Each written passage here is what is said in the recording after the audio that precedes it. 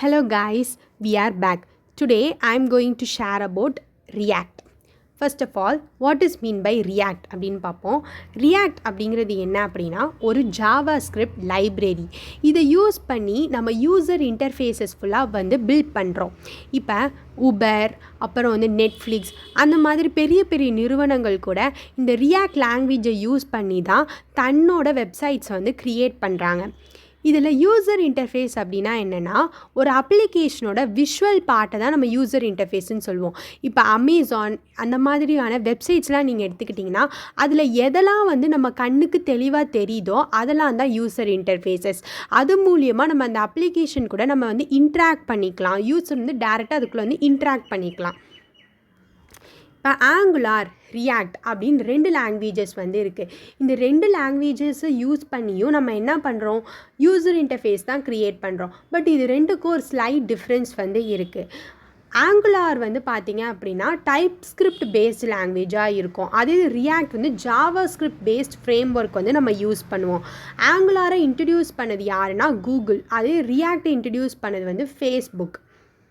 இப்போ ஃப்ரேம் ஒர்க்குக்கும் லைப்ரரிக்கும் இருக்க வித்தியாசம் பார்ப்போம். ஃப்ரேம் ஒர்க் அப்படிங்கிறது என்னென்னா ஆல்ரெடி ஒரு ஸ்ட்ரக்சர் இருக்கும். அந்த ஸ்ட்ரக்சரை ஃபாலோ பண்ணி தான் நம்ம கோட் வந்து க்ரியேட் பண்ணுற மாதிரி இருக்கும். ஆனால் லைப்ரரியில் வந்து ப்ரீடிஃபைன்டு கோட்ஸ் இருக்கும். நம்ம ப்ராஜெக்ட்டுக்கு தேவையானபடி நம்ம என்ன பண்ணிக்கலாம் அந்த ப்ரீடிஃபைன் கோடை வந்து நம்ம இம்போர்ட் பண்ணி ஒரு சில ஃபங்க்ஷனாலிட்டிஸை வந்து நம்ம ப்ராஜெக்ட்டுக்கு வந்து உருவாக்கிக்கலாம். இப்போ ரியாக்டை வந்து பார்த்திங்கன்னா காம்போனன்ட் பேஸ்ட் ஆர்கிடெக்சர் லாங்குவேஜ்னு சொல்லுவாங்க. ஏன்னா இதில் யூஐயில் இருக்கக்கூடிய ஒவ்வொரு விஷயத்தையுமே நம்ம சின்ன சின்ன பீசஸாக வந்து ப்ரோக் பண்ணி அந்த சின்ன சின்ன பீசஸுமே காம்போனன்ட்ஸ்ன்னு சொல்லுவோம். அந்த சின்ன காம்போனன்ட்ஸ்க்கு ஃபுல்லாக தனக்கான தனியாக அதோட ஃபங்க்ஷனாலிட்டிஸை ஆட் பண்ணி நம்ம அதை வந்து வெப் அப்ளிகேஷனாக க்ரியேட் பண்ணுவோம். So we call React as a component based architecture language. அது கூட சேர்ந்து எக்ஸ்ட்ராவாக ஒரு கான்செப்ட் இருக்குது. அதுதான் என்னென்னா விர்ச்சுவல் டாம் கான்செப்ட். இப்போ ஜாவாஸ்கிரிப்டில் நம்ம டாம் அப்படின்னு சொல்லி ஒரு கான்செப்ட் பட்டிருப்போம். அப்படின்னா என்னென்னா டாக்குமெண்ட் ஆப்ஜெக்ட் மாடல்.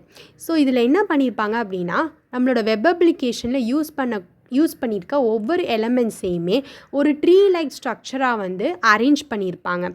ஸோ அதை தான் நம்ம டாம்னு சொல்லுவோம். இப்போ ஏதோ ஒரு எலமெண்ட்ஸ்க்கு வந்து ஒரு புதுசாக ஒரு ஃபங்க்ஷனாலிட்டி ஆட் பண்ணணும் அப்படின்னா இல்லை ஏதோ ஒரு அப்டேட் பண்ணணுன்னாலும் நம்ம இந்த டாமில் தான் வந்து டேரெக்டாக அதை வந்து அப்டேட் பண்ணுவோம். அப்படி அப்டேட் பண்ணும்போது என்ன ஆகுனா ஒவ்வொரு தடவையும் வந்து அந்த ரியல் டாம் அதாவது ஆக்சுவல் டாம்லேயே நம்ம அப்டேட் பண்ணிக்கிட்டே இருந்தோம் அப்படின்னா டைம் கன்சியூமிங் அதிகமாக இருக்கும்.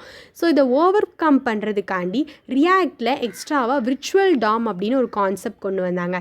இதில் என்ன அப்படின்னா இந்த விர்ச்சுவல் டாம் வந்து பார்த்திங்கன்னா ஆக்சுவல் டாமோட அப்படியே எக்ஸாக்ட் ஜெராக்ஸ் காப்பி மாதிரி தான் இருக்கும். ஸோ இதில் என்ன பண்ணுவோன்னா டேரெக்டாக ஆக்சுவல் டாமில் சேஞ்சஸ் பண்ணாமல் விர்ச்சுவல் டாமில் வந்து ஃபஸ்ட்டு எல்லா சேஞ்சஸையுமே நம்ம பண்ணுவோம். எல்லா விஷயங்களையுமே விர்ச்சுவல் டாம்லேயே நம்ம பண்ணிவிட்டு அதுக்கப்புறம் இந்த ஆக்சுவல் டாமையும் விர்ச்சுவல் டாமையும் வந்து கம்பேர் பண்ணி ஒரு டிஃப் டாம் அப்படின்னு சொல்லிட்டு ஒரு எக்ஸ்ட்ராவாக ஒரு டாம் வந்து க்ரியேட் பண்ணுவோம். ஃபைனலாக இந்த டிஃப் டாமில் இருந்துட்டு நம்ம என்ன மாற்றணுமோ என்னென்ன சேஞ்சஸ் பண்ணமோ அதை மட்டும் நம்ம ஆக்சுவல் டாமில் அப்டேட் பண்ணுவோம். இந்த மாதிரி பண்ணும்போது டைம் கன்சியூமிங் வந்து ரொம்ப கம்மியாக இருக்குது. ஸோ அதனால இந்த கான்செப்டை ரியாக்டில் வந்து யூஸ் பண்ணுறாங்க. So these are for today. இதெல்லாம் தான் நம்ம இன்றைக்கி பார்த்தோம். ஸோ இது உங்களுக்கு யூஸ்ஃபுல்லாக இருக்கும்னு நினைக்கிறேன். தேங்க்யூ.